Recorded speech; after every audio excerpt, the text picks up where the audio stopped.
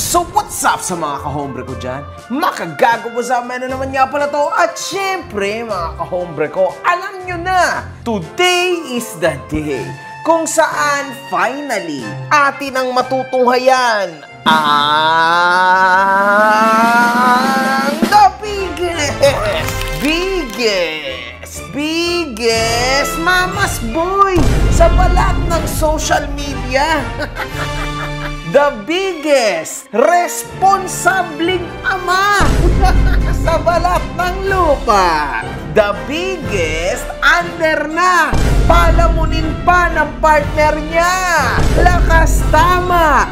The biggest duwag at irresponsabling ama. Palakpakan sa ulo ang putang inang yan.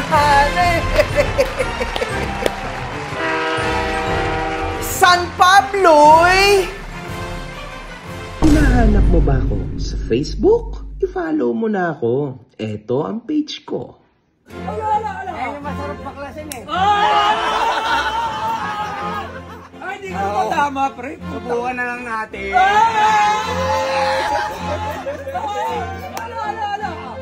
Kakasa. Basta akin na yung ngipin mo, ha? Pag natanggal ko yan. Tino mo. Ayaw daw. Kinontak ko siya ngayon, mga kahombre ko. Binigyan ko ng 100k na TF. Sabi niya, okay daw. Nakausap ko siya, pumayag siya, mga kahombre ko. Pumayag siya. Maya-maya, mga kahombre ko, after few days, ayaw na daw niya. Bigyan kita ng 200k na TF. That was the maximum, man. Hindi pa rin pumayag. Well, pumayag pala, mga kahombre ko. Pumayag siya. He said yes. Ulit na naman, ha? Yes. Pagkapayag niya po ulit ng 200,000, after few days, nag-live na siya. Ganyan po siya, mga kahombre ko. Maglalapag ako ng 1 milyong piso. Si Mark maglalapag din ng 1 milyong piso. So, 2 million pesos na po yan. Kapag nanalo ka, sa'yo na yung 2 milyong piso plus 200k TF mo. Pag natalo ka, yung 200k TF mo lang ang tatanggapin mo. Hindi pa rin tinanggap. Siya daw ay ganito, wala na, nanggulo na siya, nag-live na siya and all. Hindi talaga siya okay. And I know for sure na duwag si Lakas Tama. Meron na po tayong 8 videos na ginawa kay Lakas Tama. Oh my God. Tinding gatasan! Patugtugin nga ang baka! Kung saan mostly, tinalakay natin ang pagiging marahas nito. Verbally, physically, at iba't iba pang mga hindi ka nais-nais na mga gawain. Ano? Sa latest video ay tinalakay po natin ang pagkakaroon ng alitan ni Lakas Tama at kanyang current partner na si Temple na nagbabalak pa itong umuwi sa Japan noon. Sa kalaunan din ay nalaman nating nakabilang si Lakas Tama sa isang road rage accident, mga kahombre ko, okay? Kasalanan mo lahat yan, Yoshike. Ponyeta ka. Sa mga hindi nakakakilala, si Yoshiyuki po o mas kilalang si Lakas Tama ay isang Filipino social media influencer na nagkaroon ng iba't ibang mga babae sa buhay nito. Kung saan ay nagawa niyang abusuhin ang mga ito na nakapagresulta sa paghihiwalayan nila. Wala kang magagawa pag niligawan kita. Sasagutin mo ako tapos. Meron din itong kinakaharap na kaso ngayon ukol sa isa sa mga nabuntis niya at naanakan niya na si Jasmine Supetran. July lang, nagawang ikasal si Philip Ching o mas kilala bilang isang flip-top battle MC na si Aklas at nagawa niyang mag-post ukol dito sa social media. Wala akong ngipin dati. Payat ako dati. Pera ko sa wallet, 50, nakaipit pa. Wala akong kung ano. Wala talaga kaming, wala akong kung ano. Pero mula nung lumipat ako sa Iloilo, nabago yung buhay ko. Nagkaroon ng direksyon, nagkaroon ng mga goals, maraming pagsubok. Pero lahat yun nalagpasan namin. Ang mapapangako ko lang ay ang pagmamahal na palagi at magpakailanman. Hanggang sa huling kislap ng mga bituin sa kalawakan. Napansin naman ito ni Lakas Tama at nagawang i-repost na may status na hanggang sa huling kislap ng lighter. So actually, napakaganda po ng mensahe nitong si Aklas sa kanyang asawa, no, na nagawang pagtripan ni Lakas Tama, mga kahombre ko. Now, wala akong ngipin dati. Bayag ako dati. Pero sa wallet, 50. Nakapuel pa. Wala akong kundi ba to? Pero mula nang nalipat ako sa Banatuan, nabago ang buhay ko. Nagkaroon ng direksyon, nagkaroon ng mga tools, Maraming pagsubok. Pero lahat yun nalagpasan namin. Ang may papangako ko lang ay ang pagmamahal na palagi at magpakailanman. Hanggang sa huling kislap ng lighter.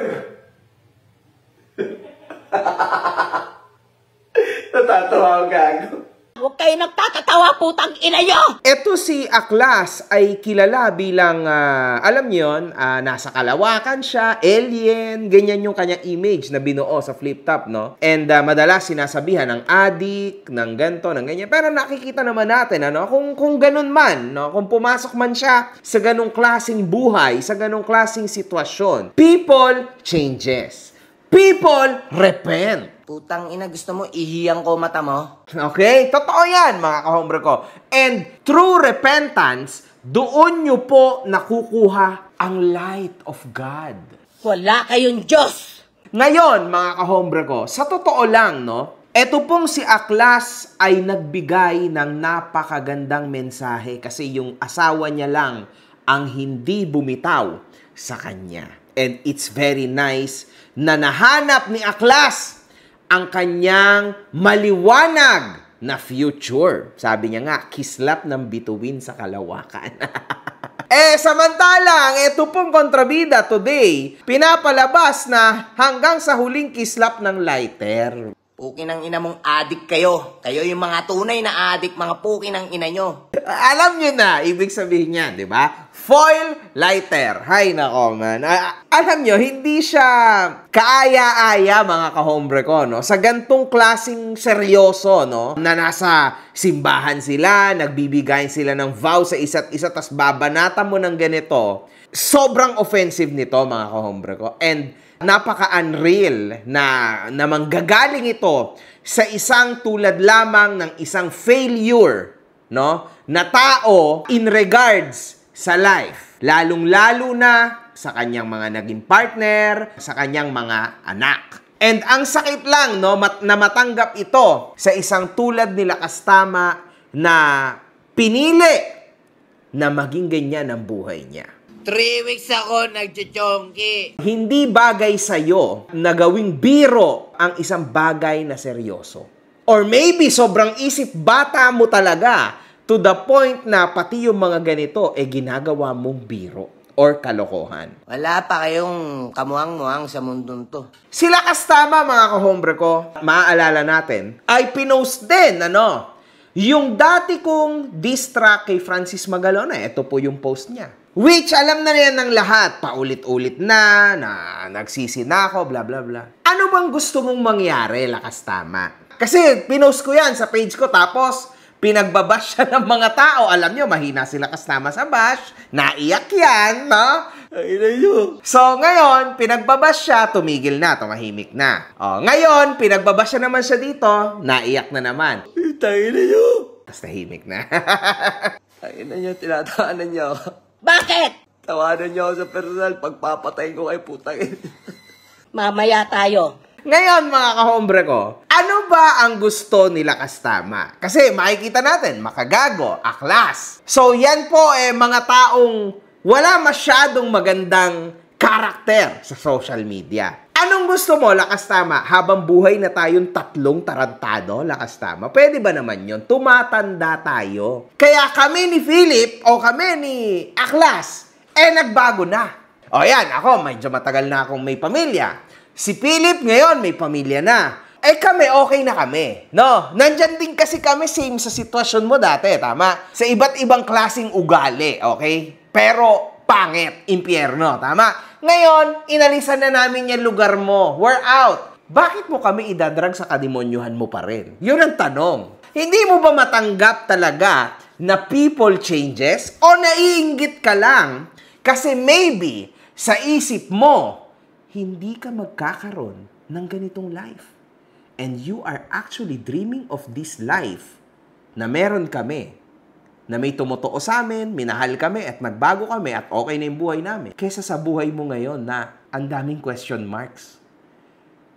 Alam mo, hindi ko gusto saktan yung damdamin mo, putang ina mo no? Dapat pasalamatan mo kada segundo si Temple. Kasi sinusuportahan ka niya. Sinusuportahan niya yung pagiging batugan mo. Yan ang totoo. We changed. It's possible, mga kahombre ko, ha? Tingnan nyo, image namin ni Aklas, but we've changed.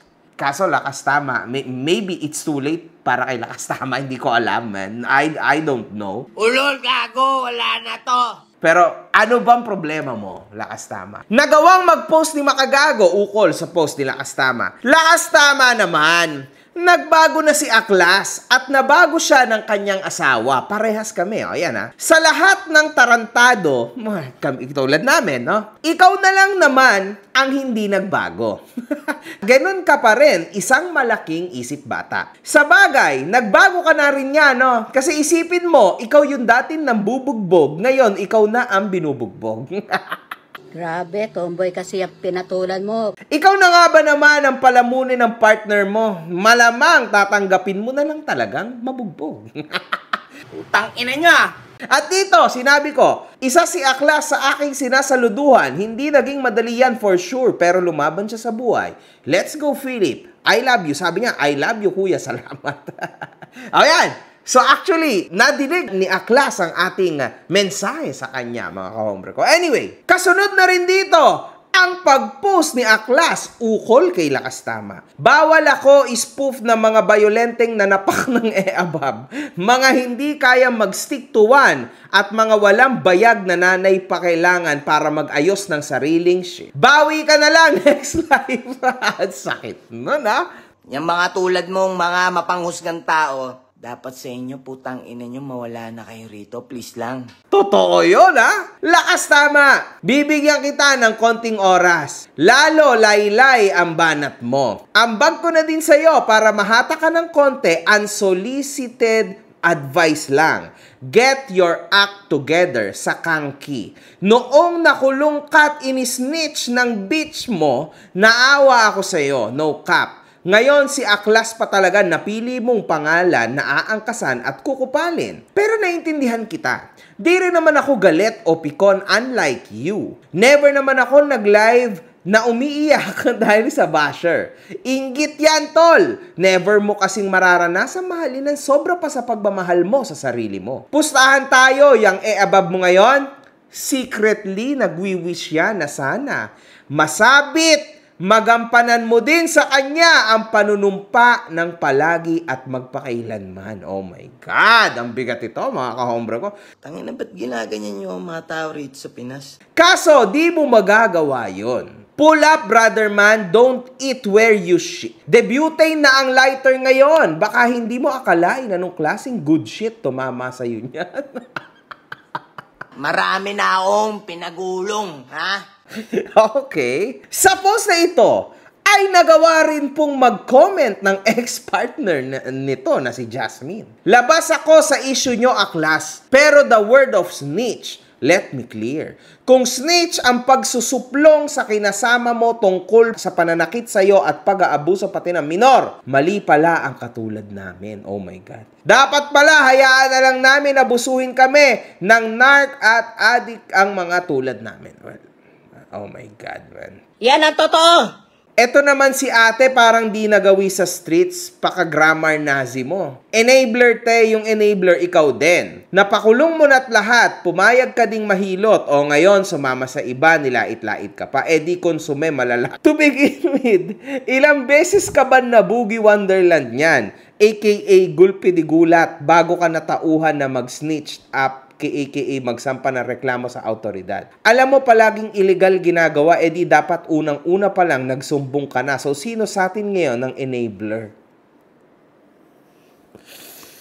Jasmine, sana hindi ka na lang nag-comment. Pagkakakitaan ninyo, pare-pareho kayong lahat. At labas ka talaga dito. Kaya dapat di mo na ako dinayo sa hall ko. Ganon pa man. Sana maipanalo mo yung legal battle mo. Ayan, palakpakan natin si Aklas. Ore ko, napakatindi niyan. Grabe. Nagawa rin mag-comment nila Kastama sa post. Sorry na po kuya, delete ko na lang po. Tanong mo sa akin yan pag nakakita mo ako ng personal. Sabihin mo muna, sorry mama, salto ko, bayaran mo, papatawarin kita.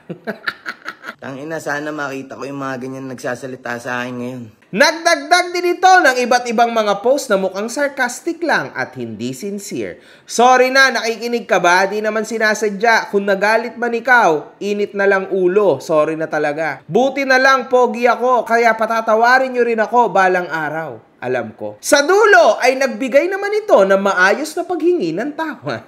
Delete na aklas. Nagparody lang naman ako kasi malakas ang ginawa mo at saludo din naman sa binigkas mo. Ang kaso, wala pala akong karapatan kaya pasensya ka na. Ayoko nang humaba to. Kung galit ka pa, bahala ka, yan ka eh. Sa akin lang, nung kalakasan ko pa, parang goods lang naman yung ginagawa ko. Pero ngayon, wala nang karapatan, ang lakas tama, maglakas tama. Gawa na lang ako ibang content para di na ako palamunin at sumbong mama. Ayun pala!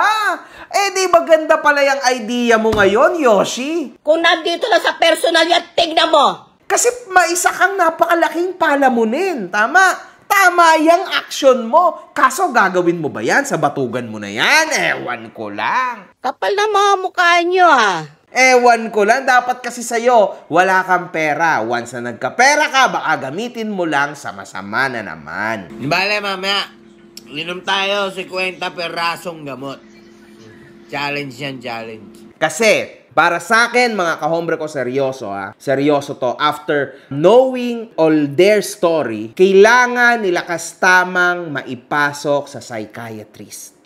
Okay? Hindi siya pwede na ikulong o bugbugin o kung ano mang gawin. No. Psychiatrist po ang kailangan. Professional help, mga kahombre ko. Promise. Mag-isip ka na, panahon na. Maybe, yun na lang yung chance nitong tao na ito.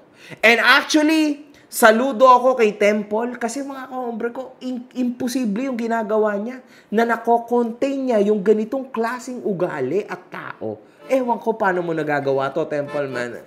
It's weird. Stress lang ako dito sa pinagtangin na nyo. One love, good fucking vibes. Mga putang ina nyo kayo.